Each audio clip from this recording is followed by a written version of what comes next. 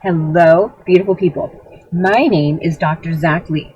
Have you heard of a rare new disease called Slashimotos Disease? It's a new disability that is very rare, affecting only 1 in 330 million in the USA. But for that one person, well, they're about as useful as a soup sandwich, and their biscuit is generally not quite done in the middle. Slashimotos usually starts out as being diagnosed with diabetes, which is lying about having disabilities. Usually autoimmune diseases like fibromyalgia, ADHD, Hashimoto's, and lupus, and they often apply for disability for years, only to be laughed all the way to the Supreme Court. Yes, they're like the person in the zombie movie who's been bitten by the zombie, but is trying to cover it up very poorly.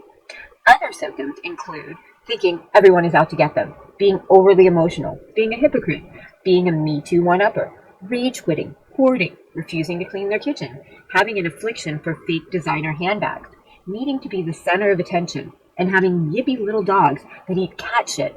Who has cat shit around their house anymore? Anyway, Slashimoto's only affects women. Men have real lives in the real world and don't have time for this kind of shit. And women, sometimes you smell like you wipe from back to front.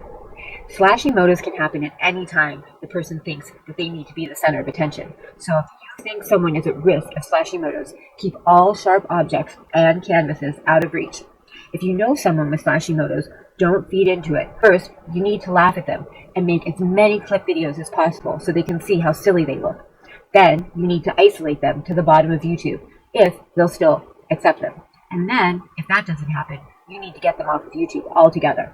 Remember, those with Slashimoto's are very, very dangerous. No, they're not. They're kind of like slinkies. They're not good for much, but bringing a smile to your face when you push them down the stairs. Anyhow, you do have to beware, because they do like to be stupid and threaten people with things like releasing emails and doxing and calling the police and other completely absurd actions that just make them look even stupider. So, they also like to complain and go after other people for making fun of their social validation. So be careful.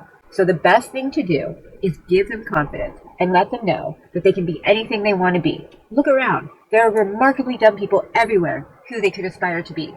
If all the above tips don't help, call this number today. You don't have to suffer for another minute. 1-800, are you happy now, Vintage? You finally got what you wanted. Let's stamp out Slashimoto's today. Bye!